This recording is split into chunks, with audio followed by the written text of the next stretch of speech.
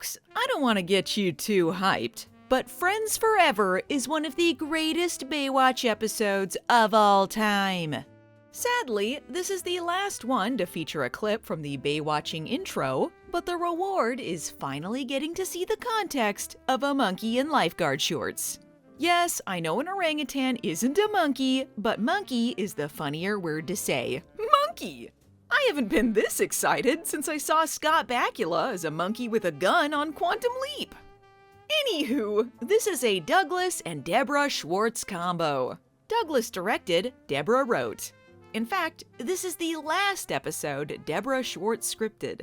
Hard to say if she makes any more cameos in the show before the end of the season since records are spotty, but if this is it, I bid a fond farewell to the woman who gave us Kerry Tagawa fighting Mitch with a sword, paralysis cured via Pepsi sponsorship, the Pelican Man, Hulk Hogan and Randy Savage juxtaposed with a cancer subplot, a lifeguard Phantom of the Opera guy, Mitch fighting a person in a bear suit, plus his insane retconned wedding to Neely, and now, the episode with a monkey in lifeguard shorts. Truly, no Baywatch writer has ever had such a high percentage of absolutely legendary, historically significant episodes on their resume. Thanks a lot, Deborah. Hey, speaking of the wedding retcon though, continuing the streak of the golden age of Neely trivia, I found out yet another piece of information that completely changes the game. My good friend Ken Reed sent me a TV Guide interview from the time, which both confirms some theories and brings up things I never knew. Firstly, Mitch was going to eventually adopt Ashley and make her the next Hobie, which seems like a no-brainer. And yes, Hasselhoff was the one pushing for the Neely marriage in order to try and make Baywatch a family show again. More specifically, he said he pushed things in that direction because he was tired of all that Pamela crap. But apparently, he was not originally intended to marry Neely. And I guess they were going to have him eventually tie the knot with the one-episode horse lady? I don't know when in production they filmed the horse lady episode, or how long they were intending to set that up, but it makes a whole lot more sense now why the ending seems so abrupt and unfinished, and why Neely's plot seems to come out of nowhere. I'm assuming they hadn't filmed any of the Neely romance yet when they did the horse lady episode, but the airing order still means that Mitch was cheating on her and it's never addressed. I have absolutely no feelings about this horse lady character and probably would not give a shit about her and Mitch's marriage. And it started out with Mitch creepily stalking her. So perhaps Hasselhoff was right to veto this idea. The same as he was correct to point out that their Playboy season featured about 1,000 characters too many already. And I must also bring up, because there was like way too many things to talk about in that episode, that the show also retconned Neely's sexual harassment lawsuit into a sexual discrimination lawsuit, which is not the same thing. She filed a sexual discrimination suit against Matt Brody? Anywho, monkey! This is a very special episode, featuring both deaf children and orangutan facts, and I have a script. So I hope you're ready to have your hearts warmed and educated. Right away, we're jumping into the cutscenes, because this script features a different cold open in which Alex and Cody rescue some surfers. Mitch shows up with some children who are here for the Beach Olympics for the Deaf, and they cheer them on. Alex and Cody are heroes! Which is why the rest of the cold open emphasizes how much the kids adore Mitch. Now the real cold open, monkey! Our man of the hour is Morton the orangutan, played by Sammy, who you might recall from a little film called Dunstan Checks In. Apparently, he had a funny quirk where he went absolutely bananas if he saw anyone's bare feet. If someone was wearing sandals or flip-flops, he would chase them away and spit at them. Now, if you think real hard, you might recall that Baywatch is a beach show, and therefore almost everyone is either barefoot or sandaled. So this must have been a very fun shoot, and it makes total sense that they cast this specific orangutan. Although, considering there are shots that include the orangutan and bare feet, maybe this is something that developed later? Now, I'm not saying his job on Baywatch had anything to do with this, but I guess I'm not saying it didn't? Anyway, it's fitting that this is written by the woman who gave us the Pelican Man, because this is basically Pelican Man 2.0, complete with an abusive sideshow owner who travels with an ape-like creature. Everybody needs a friend, even the Pelican Man. Morton's owner, Herbert Crane, is played by Danny Woodburn, making his final appearance on Baywatch. Considering his previous appearances were as a Christmas elf and a cigar-smoking apparition, abusive orangutan owner might be one of the more dignified roles they gave him. Anyway, Herbert is an idiot because he wants Morton to be scary and can't figure out that you could get people to pay the same amount of money to just, see a normal orangutan. Or, maybe you can't?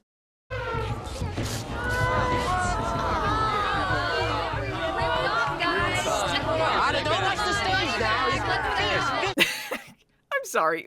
You see an orangutan making cute faces, and your first reaction is to basically boo and demand your money back? Man, this is a tough crowd. That's what I'm talking about. You're just a big sissy. I'm working with a sissy baboon here. I mean, look at this though. That's so funny. Meanwhile, the Beach Olympics for the deaf. Yes, these are two plots Baywatch put together. Mitch talks to the kids with an ASL translator, but in the script, it's Alex translating for him.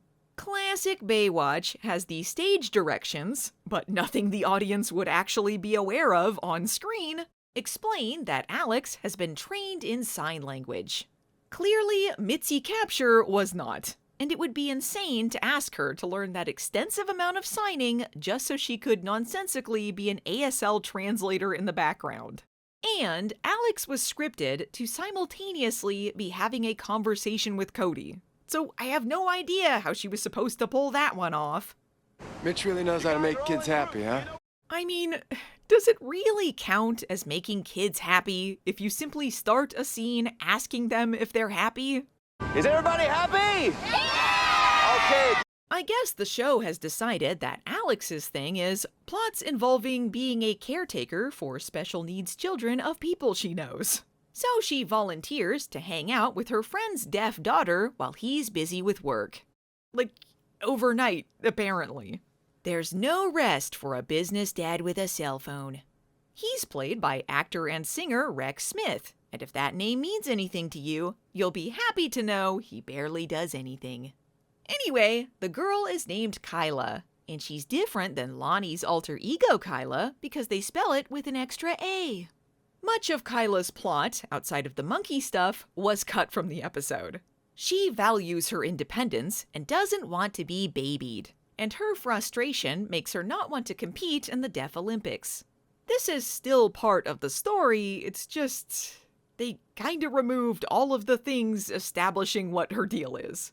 At one point, in yet another cutscene, Alex is informing Mitch about Kyla's problems, and Mitch tells Alex to step aside and let him talk to Kyla.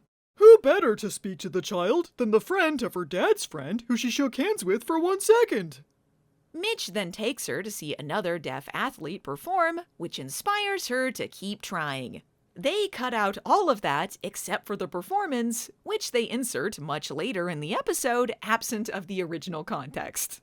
That's also why Kyla changes back into her green swimsuit randomly, and they abandon the orangutan they're supposed to be caring for at the moment. It's possible they moved this scene because, despite Kyla being inspired by the athlete, it isn't until Mitch gives her a lifeguard pep talk that she truly wants to participate in the games. Because who would she really see herself in? A deaf girl around her age, or an adult hearing man she sorta knows? It is cool to see the return of real-life deaf gymnast Amy Walker, who was previously on 2 episodes of Baywatch as a different character. But now she's playing herself, so I guess, there's two of her in this universe. Meanwhile, Cody and Jesse take their group of Olympic kids down the boardwalk and come across Morton. We've known Jessie for 6 episodes now, and what we've learned so far is that she wants to be a stunt woman and occasionally suffers from debilitating hallucinations. So naturally, we find out in this episode that she's an orangutan expert. Morton is an orangutan and a member of the great ape family. Orangutans are from Borneo and Sumatra, not Africa. Did you know that the rainforests where the orangutans live in Borneo are close to being wiped out? The orangutans are dying because their homes and food supply are being destroyed to make way for big business. I got a lot of information from a website for orangutans, and also I've already contacted the Orangutan Foundation. They're also building a one-of-a-kind sanctuary for orangutans. The climate is almost identical to the orangutan's home in Indonesia, built in such a way that people can view them in their natural habitat. I read all about it on the internet.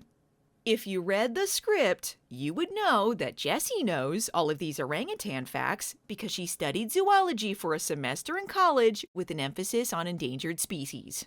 But you didn't, because you're not taking your Baywatch seriously enough. We've only got half a season of proper Baywatch left. Do you want to wake up one day, decide to appreciate what we have, and realize it's too late and we're already in Baywatching Hawaii? Do you? Do you? It's not a snow cone, it's shave ice.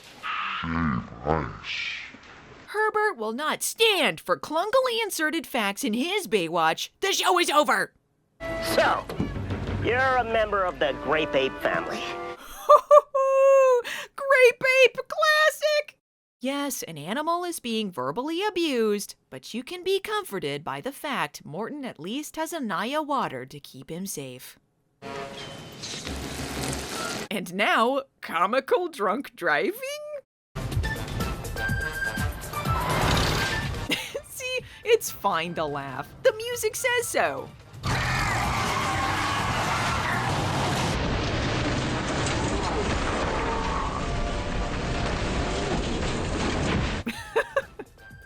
Okay, I mean, it's a toy. Again, I think my mirth is justified.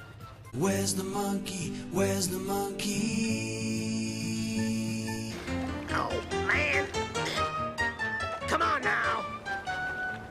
Just stay. Morton. This scene of Herbert chasing Morton set to ragtime music lasts about, I'd say 16 years. Let's move things along. Herbert falls into the water. This is when we get the return of Ron. This is not a drill. I repeat, we have a Ron appearance. Motorist called in, man in trouble, clinging to the rock jetty north of the California incline, over. Thanks to Ron's heroic efforts, an ungrateful Herbert is saved. I'm gonna kill that monkey. Whoa. Who's killing monkeys around here, and why wasn't I invited to partake? Will you please get him out of here, take him to headquarters, and book him for a DUI? We have the authority to do that, right?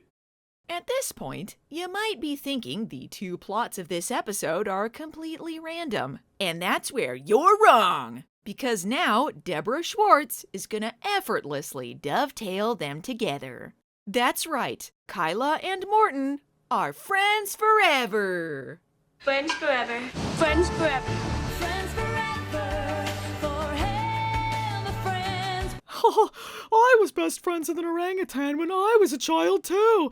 That's why I know all of these orangutan facts. Oh, I hear ya. I was best friends with a traffic cone. Did you know they were invented in 1940 by Charles D. Scanlon to improve upon the traditional wooden barriers they used previously?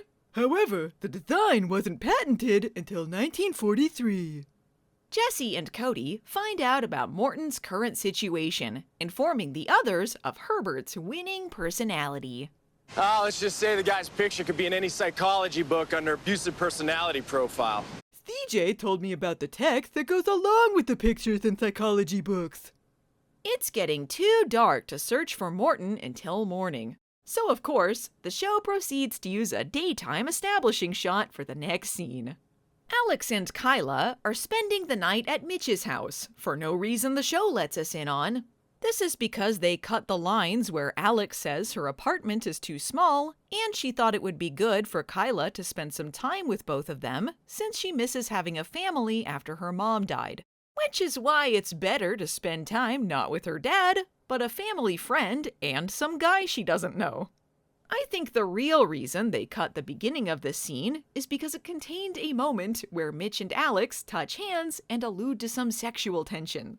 See, I wasn't insane for thinking they got together, because clearly that was the idea for Alex's character when they initially introduced her. I can only assume Hasselhoff told them to fuck off because he was annoyed at the Neely thing and wanted a breather. So no matter what you may hear, do not put an APB on that orangutan. You guys can count on me. Thanks. Thanks, Ron. Anyway, time for Baywatch's most legendary moment, a Simpsons trash can. Just kidding, it's the monkey in lifeguard shorts montage. Some people stand in the darkness. This is why Baywatch was the most watched show in the world, because they asked the important questions, like, what if a monkey was a lifeguard? Can you imagine that? Well, you don't have to, because they gave the people what they want. Set to the theme for Baywatch's opening credits, we see Morton doing all the things lifeguards do. He pulls on a pair of red trunks, sits in the lifeguard chair, looks through the binoculars, plays with a lifeguard can, runs down the ramp, runs in slow motion along the sand. He runs to the water's edge and tumbles head over heels. He's not going in there. Morton watches the pretty girls. One begins to peel down to a tiny bikini. He hides his eyes. Another knockout walks by, and Morton can't take his eyes off her, as he finally falls over backwards in a dead faint. Baywatch has a long run, but the work is worth it when you finally arrive at the monkey episode. When people point to seminal moments in television history, they say the Apollo 11 moon landing, the finale of MASH, and the episode of Baywatch with a monkey in lifeguard shorts. Incredulously, I think this was not simply a fantasy of Morton's, but there was, in fact, an orangutan standing in for a lifeguard all day, and nobody noticed or cared. I mean, I guess to be fair, he's better than most of the people on the Baywatch roster by virtue of not having killed anyone. Thanks for watching the water for me, Morton. Where's the monkey? Where's the monkey? I knew I'd find you. Be honest, who do you think would be the better boyfriend, Cody or JD? Personally, I'd go with Numi. You're so funny. Did you know that orangutans help disperse seeds when they discard the fruit they've eaten? Oh, give it a rest, lady! Ah! How can this episode top monkey in lifeguard shorts? Well, how about monkey terrorizing Mitch? I've already contacted the Orangutan Foundation. They can help us, but it's gonna take a couple of days. And the thing of it is, we both live in apartments, and well, you know, landlords. They'll let 30 people live there, but they draw the line at orangutans. So it's all on you, bud. Son of a Mitch. They cut a line where Mitch tries to pawn the orangutan off on Numi. And I want to see that episode so bad that it hurts to think about what we were deprived of. What is all this? What are you planning on having a party later or something? I've mocked Baywatch for well over a decade now. But sometimes, I gotta hand it to them. They really know what the audience needs. And that's more monkey comedy. Did Mitch have to dress the monkey in pajamas and place him in the same room as the little girl he barely knows who's staying at his house for no reason? No, but we are all the better for having witnessed it. And never mind about which previously unestablished room of the house this is. Don't ask stupid questions. Oh, for God's sakes. I thought if I left a wild animal in pajamas in bed, he'd stay put and go to sleep like a human. I shouldn't be punished for my stupidity. Now I'm gonna throw you out of the house. And don't you awkwardly edit your way out of my arms and lock me out. Do you hear me? Come on, come on, come on. Hey, hey, hey, hey. Oh, the hell? I'm not kidding you. Days after rewatching this episode, I occasionally think of David Hasselhoff saying "the hell" at an orangutan kicking him out of the house, and I still laugh. If you don't let me back in, Morton, you can forget about becoming Hobie 6. Frog hybrid girlfriend, don't ever leave me again. Oh, monkey! Herbert threatens to sue them if he doesn't get his monkey back. And all of a sudden, we have a new contender for the most unrealistic part of the episode when Lawyer Cody appears. Because unless you have the necessary papers to prove that Morton was born here in captivity, that means the only way he could have been captured is if his mother was poached and murdered. You'll be arrested for illegally obtaining an animal on the endangered species list. So you're gonna need that lawyer. Wow. Computer website. Yes, I found all of that on a computer website. If you want to fact check for yourself, it's called Yahooligans. Alex can't find Kyla, and Mitch assumes she saw Herbert and took off with Morton to protect him. And the audience knows he's correct because we saw it happen, but that is a very specific conclusion to come to. A banana peel? We never find litter on the beach. This can only mean monkey. In case you're wondering, yes, Kyla would be dead if not for this banana peel. What? Don't leave me. Please. What?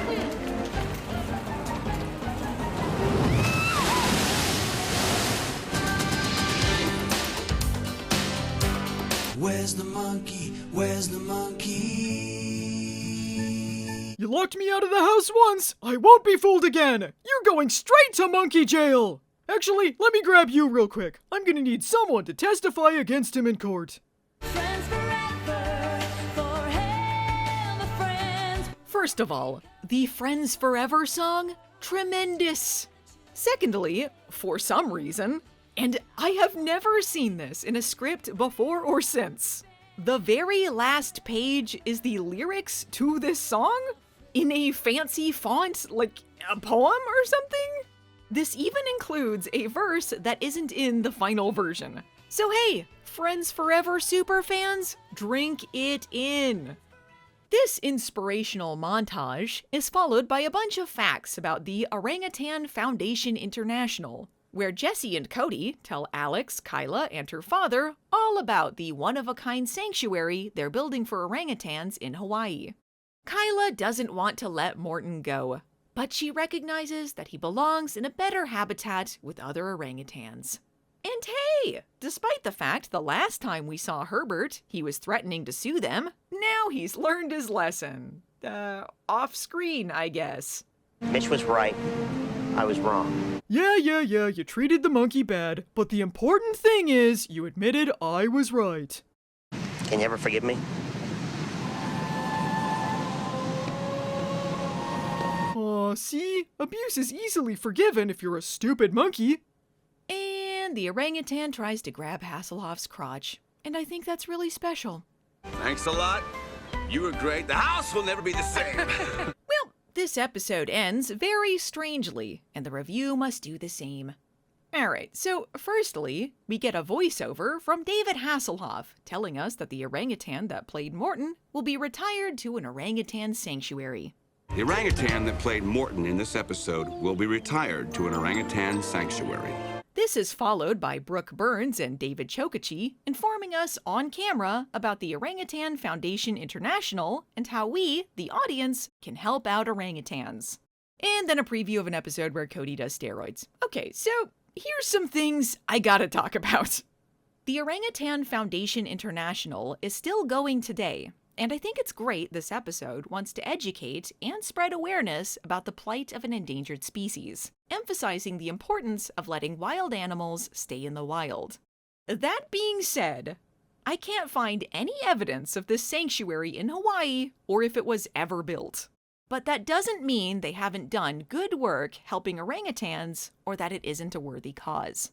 Here's the important thing to note about the ending of this episode, which makes it a little sad. Sammy, the orangutan who played Morton, was not retired to an orangutan sanctuary.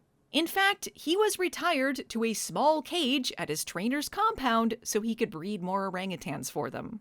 Thankfully, 6 years after this episode of Baywatch came out, he, his mate, and his baby were then retired to the Center for Great Apes, where he lived until his death in 2010. I guess if there's any good to take from this, it's that he lived a nice life in his final years with his family. And, of course, he is forever immortalized as the monkey in lifeguard shorts. A salute to Sammy, forever our friend. Next time on Baywatch, Cody takes shady performance-enhancing supplements. Meanwhile, Numi has a crush on Alex. Do the Numi!